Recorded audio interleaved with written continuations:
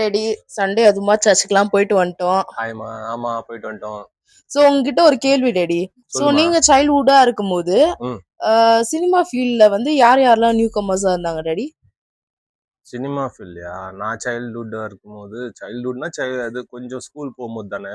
ஆமா daddy. First Prashanth sir okay. முன்னாடியே இருந்துட்டாரு அவரு. அப்புறமா வந்து பிரபுதேவா மாஸ்டர் சிக்கு புக்கு ரயில் ரொம்ப ஃபேமஸ். அந்த படம் வரும்போது நான் 6th 7th படிக்கிறேன். அப்புறம் அதான் நம்ம தலை, அப்புறம் விஜய். Okay ready. சோ உங்களோட ஃபேவரட் மூவி இருக்கும்ல, அவங்களோட பாட்டு, அந்த படத்துல வந்த பாட்டு. ஃபேவரட் மூவினா இந்த 4 பேர்லையா? ஆமா. இதுல 4 பேர்ல வந்து நம்ம பிரசாந்த் சார் உண்மையிலே நல்ல ஹியூமன் பீயிங், நல்ல டாப் ஸ்டார்னா அவர் தான்.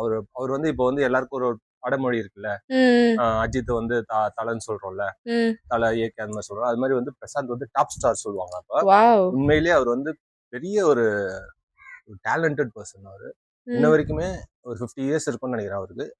இன்னும் அப்பா அம்மா பேச்சை கேட்டு அதை ஃபாலோ பண்ற ஒரு நல்ல ஒரு ஹியூமன் பீயிங் அது. ரொம்ப தேங்க்ஸ்.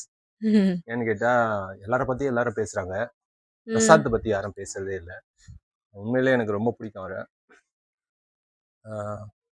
சரி, அதுல இருந்து ஒரு பாட்டு. கண்ணும் கண்ணும் மோதிய வேலை, சில நொடி நானும் சுவாசிக்கவில்லை.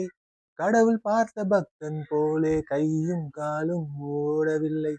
நேற்று இந்த வேளையிலே ஒற்றை முடியை ஆடவிட்டார். ஒற்றை முடியில் என்னை கட்டி உச்சி வெயிலில் தூக்கிலிட்டார். மனதில் இத்தனை ரணமா, அடவழியில் இத்தனை சுகமா. அடடா அடடா அடடா அடடா. பார்த்தேன் பார்த்தேன் பார்த்தேன், சுட சுட ரசித்தேன் ரசித்தேன் ரசித்தேன்.